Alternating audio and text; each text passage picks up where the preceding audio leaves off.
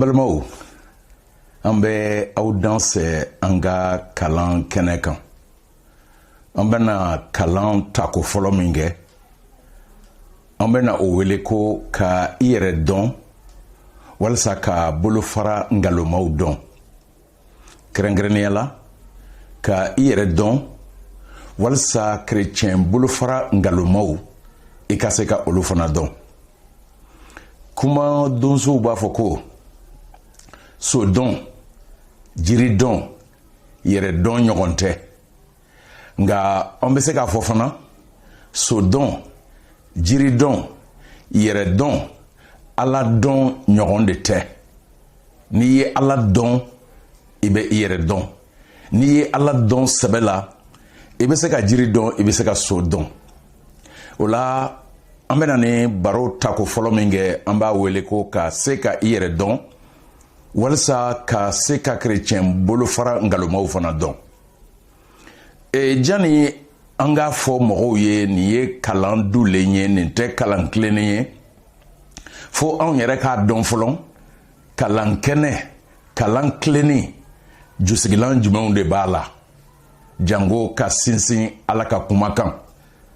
an ka sumanikɛ bere ye ala ka kuma de ye an ka kiritigɛlan o ye ala ka kuma de ye anw yɛrɛ ka dɔnniya tɛ an ka église ba bonda min ye dénomination ye o ka sumani bere ko tɛ mais an ka sumani bere k'a fɔ nin ye ngalon ye nin ye tiɲɛ ye o sumani bere o ye ala ka kuma de ye o de la jani an ka nin bolofara ngalomaw dɔn minnu bɛ kalanw di minnu tɛ bɛn ni chrétien ye an sɛbɛ ka kalan ye a ka ɲi anw yɛrɛ ka se ka an yɛrɛ dɔn a ka ɲi anw ka se k'a dɔn fɔlɔ n'a fɔra ko chrétienya ka kɛɲɛ ni ala ka kuma ye jusigilan jumɛnw de b'a la an da bɛna se jusigilan seegin ɲɔgɔn ma jusigilan seegin an ka jusigilan fɔlɔ ye jumɛn ye o ye ala ka kuma ye ala ka kuma ale de y'an ka sumani bere ye ala ka kuma ale de ye an sinsin yɔrɔ ye n'a fɔ ala ka kuma ka jɔ fɛn kan i hakilila tigɛlen o ye ala ka kuma de ye ni an ko bibiliw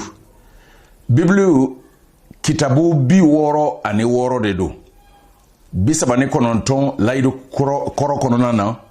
27 layidu kura kɔnɔ anw dalen bɛ o bibiliw de la san 375 yesu bangele kɔ sɔn kɛra nin kitabu 66 ma n bɛ segin a kan k'a dɔn k'a fɔ bibiliw ye kitabu 66 ye minnu ye ala ka kuma ye sɔn kɛra o ma église fɛ san 367 yesu bangele kɔ kabini san 175 ala ka kuma dafalen tun bɛ yen layidukɔrɔ ani layidukura o église sɔnna nin kitabu 66 de ma k'a dɔn ko bible ala ka kuma de don ni an bɛ timote 2 sura 3 verset 16 kalan a sɛbɛnlen bɛ ko kitabu kumaw bɛɛ kɛra a sɛbɛnnikɛlaw kɔnɔ ala dafiɲɛ barika la nafa b'a la mɔgɔ kalannen mɔgɔ lakilen mɔgɔ kɔrɔfɔ kama walisa an ka kɛ mɔgɔw ye minnu dafalen don kɛwale ɲumanw bɛɛ la kitabu kumaw bɛɛ kɛra a sɛbɛnnikɛlaw kɔnɔ ala dafiɲɛ barika la o bibiliw in tiɲɛ yɛrɛ de don ala ka kuma in ye tiɲɛ ye yesu krista a bɛ delili kɛ a ka kalandenw ye tuma min na yohana sura 17 verset 17 a ye deliliba min kɛ a ka dannabaw ye n'a fɔ église yɛrɛ ye ka kuma u ka kelenya ko la a ko a bɛ dannabaw ninnu a b'u saniya ala ka kuma barika de la ka da ka ala ka kuma ye tiɲɛ ye yohana sura 17 verset 17 o la bibili ye ala ka kuma ye ni an bɛ Pierre fɔlɔ sura 1 verset 20 ani 21 kalan ko kiraya kuma si ma di mɔgɔw ma mɔgɔ si sago barika la ala nisenuman de ye kira ninnu ɲɔni u ka kuma ala tɔgɔ la Pierre fɔlɔ sura kelen verset mugan ani mugan ni kelen ka da o de kan chrétien sɛbɛ chrétien min bɛ wele ko chrétien jɛlen a jusigilan fɔlɔ o ye bible de ye o ye ala ka kuma ye on ti fɛn wɛrɛ ta k'o fara bible kan a jɛlen do ko ala ni senu ye ala ka mɔgɔw ɲɛminɛ a bɛ taa ɲɛ halisa ka u ɲɛminɛ ka ɲɛfɔli kɛ ala ka kuma kan an bɛ minnu wele nanzarakan na ko commentaire ala ka kuma ɲɛfɔli o ye adamadenw ka kumaw ye walasa ka an dɛmɛ ka ala ka kuma faamu nka olu de tɛ se ka ala ka kuma bible o tɛ se ka o jɔyɔrɔ ta o man kan ka bila bible nɔ la anw ka kan ka bible in de kalan o ye an ka jusigilan fɔlɔfɔlɔ ye chrétien sɛbɛ jusigilan fɔlɔfɔlɔ ye ala ka kuma la bible ye jusigilan filanan o ye yesu ko in de ye yesu ko o jɛna an ka se yesu ko ma n'an ko ala ka kuma an ko ala a y'a to an dalen bɛ min na ala ko la a y'a to an ka o ɲɛfɔ an ka dɔɔni fɔ o la nin kalan sen fɛ n'an ko bible o ye jusigilan fɔlɔ ye an bɛ se k'a fɔ ko jusigilan filanan yɛrɛ ye ala yɛrɛ ye ala ye jɔn ye a jɛlen do ko bible bɛ ala min ko fɔ ala in yɛrɛya b'a la yɛrɛya b'a la tubabukan bɛ n'a fɔ ko personnalité nka o personnalité kɔrɔ tɛ humanité o personnalité kɔrɔ ye yɛrɛya b'a la dɔw n'a fɔ ko bɛɛ y'a bɛɛ ala la ala bɛ se k'a fɔ ne bɛɛ a bɛ se k'a fɔ ne ko a bɛ se ka kuma o nasira fɛ anw dalen bɛ bible ala min na yɛrɛya bɛ o ala la jango kɛrɛnkɛrɛnnenya la o bible ala ni yɛrɛya saba bɛ ale la yɛrɛya saba bɛ bible ala la o yɛrɛya saba in fa denkɛ ani nisenu denkɛ yesu krista nisenu ani fa ala bible bɛ o ala cogoya jira an na nin kalan sen fɛ a ka ɲi an ka ɲininkali dɔ jaabi dɔw bɛ to ka ɲininkali kɛ kuma dɔw la ko ne ko bible ala ani mɔgɔ wɛrɛw bɛ ala min bato kɛrɛnkɛrɛnnenya la kalan sen fɛ an balima silamɛw mamadu dinɛ mɔgɔw u bɛ ala min bato ko ala kelen do wa o nin kɛra sɔsɔliba ye gafe caman sɛbɛla a kun kan a bi gɛlɛya ko an ka se ka sira faratɔ ko an ka se ka nin ɲininkali jaabi ka se a dan na nka a ka ɲi an ka dɔ fɔ mɔgɔw ye a kɔlɔsira ko ala ye kelen pe de ye ala fila tɛ yen ala min ye sankolo ni dugukolo ni a kɔnɔfɛn da o tɛ ala fila ye o ye ala kelen pe ye o de la ni an bɛ yohana sura 17 verset 3 kalan yesu yɛrɛ y'o fɔ ka jɛya ɲɛnɛmaya banbali ye nin de ye ka da ala kelen pe la ani yesu krista i ye o min ci ala sɛbɛ min bɛ ɲɛnɛmaya banbali di walasa e ka ɲɛnɛmaya banbali sɔrɔ i ka sigi arijinɛ kɔnɔ badabada i bɔlen kɔ nin dugukolo kan sigi la ko o ye nin ye ka dɔn ko ala sɛbɛ ye kelen pe ye ani i ka da yesu krista la a ye o min ci o tuma n'i b'o lajɛ i b'a fɔ ko ala fila tɛ yen ala ye kelen ye deutéronome sura 6 verset 4 nin kalan tun bɛ di yahutu denmisɛnw ma kabini u dɔgɔmani u ka da la ko u ka ala ye ala kelen pe ye ani u ka kan ka ala in kanu ni u dusukun bɛɛ ni u ni bɛɛ ani u barika bɛɛ ye donc ala sɛbɛ ye kelen pe ye min bɛ wele ko ala bible kɔnɔ kelen pe de don a bɛ se bɛ o ala kelen tɔgɔ fɔ a bɛ se ka kɛ ko dinɛ wɛrɛw kɛtɔ k'a fɔ ko ala u kan bɛ o ala sɛbɛ kelen pe ma nka a faamuya cogo de bɛ se ka kɛ danfara ye ani ɲɔgɔn cɛ o faamuya cogo ni ala kelen pe in faamuya cogo o de bɛ se ka mɔgɔ dɔw bila fɔli la ko bible ala ani dinɛ wɛrɛw bɛ ala min ko fɔ k'o tɛ kelen ye ka da kan bible bɛ an kalan ko o ala in yɛrɛya saba de b'a la wa yɛrɛya saba in bɛɛ ka kan alamaya la yohana sura 10 verset 30 yesu y'a fɔ ne ni ne fa an ye kelen ye yesu y'o fɔ ka jɛya o tuma ala sɛbɛ ye ala kelen pe de ye sɔsɔli foyi t'o la chrétien tɛ ala saba bato chrétien tɛ ala fila bato chrétien be ala kelempe bato ala kelempe minye ayre jira Bible kono fa denke anenisenu aye ayre jira ochogola walsa buna adama uka famu onga eminte o ala famia ochogola kumadola abena ni sosoliye nga yala angambe ala kelempe mawa awo ala sebeye kelempe min ye sangolo ni dugukolo ni akonofen beda o ye ala kelempe de ala flate o ala kelempe infami ya chogo be se ka ke danfara ye ani ɲɔgɔn cɛ ka sababu kɛ fana ni e ka danaya ni ka lemaniya ni ka ala dɔnniya n'a sinsinnen tɛ bibulu kan e b'a ye ko gɛlɛya dɔ be se ka kɛ mɔgɔ min sinsinnen bɛ bibulu kan ani e sinsinnen bɛ sɛbɛn wɛrɛw kan e b'a ye ko aw be se ka ɲɔgɔn sɔsɔ o la chrétien sɛbɛ n'a fɔ chrétienya sɛbɛ bibulu chrétienya jusigilan fɔlɔ min b'a la o ye ala ka kuma ye jusigilan filanan min b'a la o ye ala yɛrɛ ye a jusigilan sabanan an da bɛ se o ma o ye yesu ko in de ye yesu krista yesu an dalen bɛ yesu min na a tɔgɔw bɛ se ka fɔ majamu tɔgɔw dɔ bɛ se ka k'a la to kan bɛ minnu wele ko titriw masiya don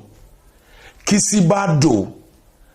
alpha ni omega do fɔlɔ ni laban do ala ka kuma bɛ nin bɛɛ lajɛlen fɔ an ye ka jɛya yesu krista ko la an ka bɛ yesu krista min ma i b'a ye ko alaya bɛ o yesu krista la n'an bɛ yohana sura 1 verset 1 ani 2 kalan an b'a sɛbɛnlen sɔrɔ ye ko fɔlɔfɔlɔ min bɛ wele ko kuma o kuma tun bɛ ala da fɛ o kuma tun ye ala ye ala ka kuma ala dala kuma arabukan na kalimatullah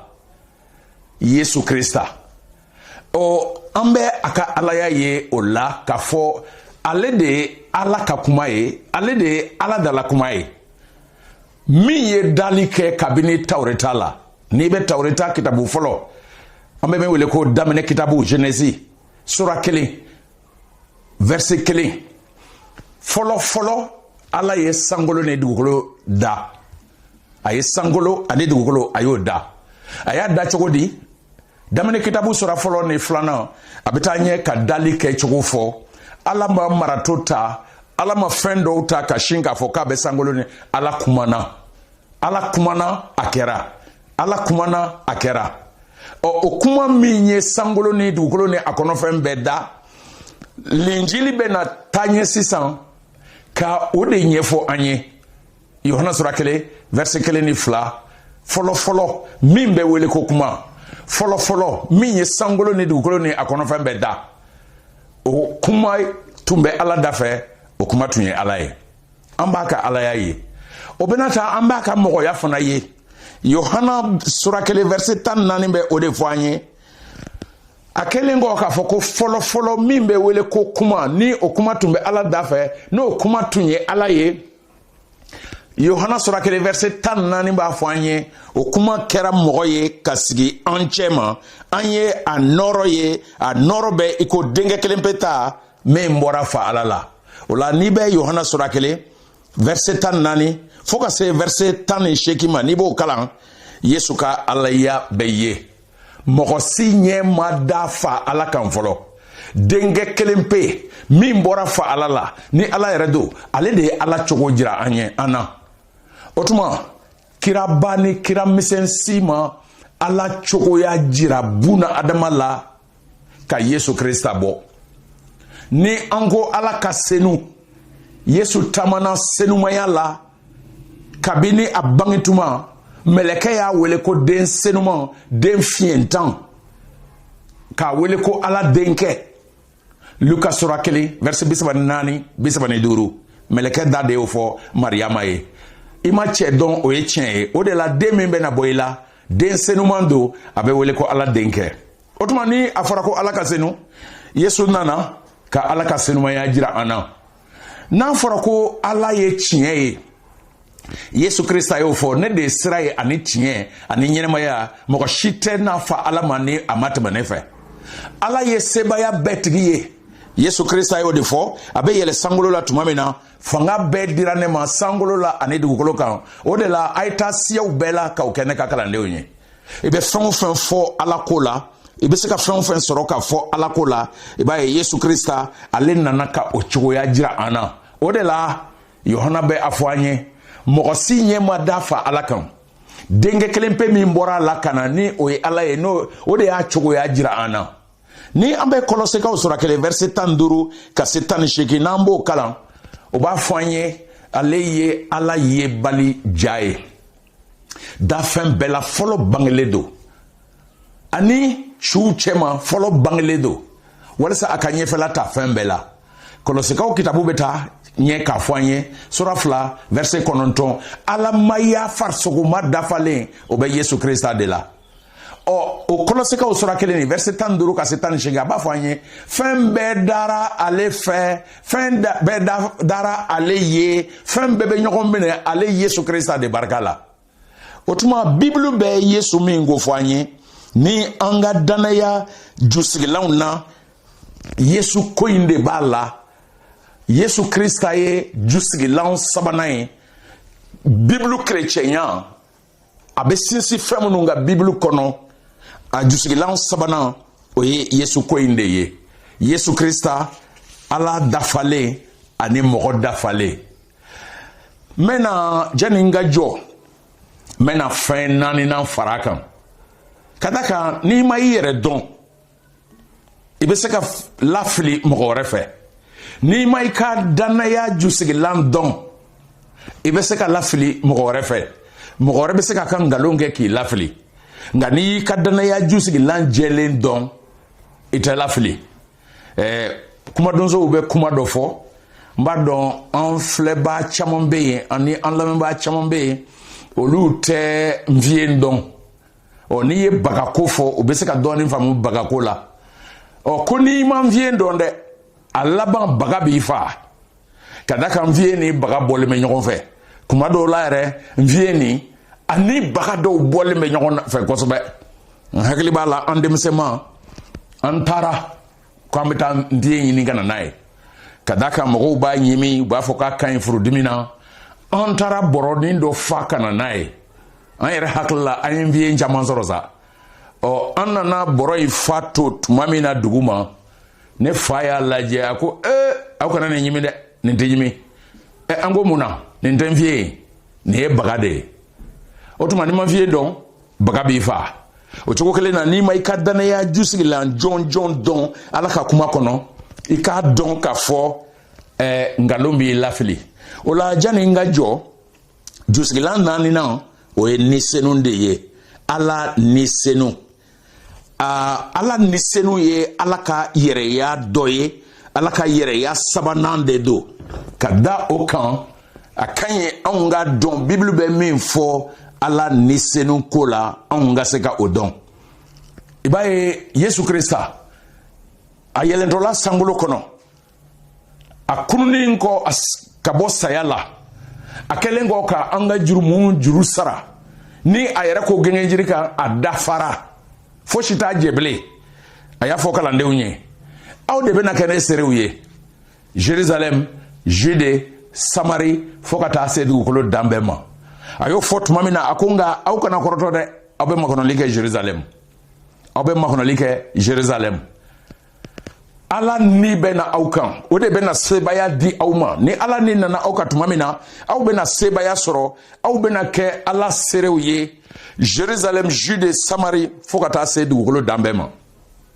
ola o nisenu mimbe fangadi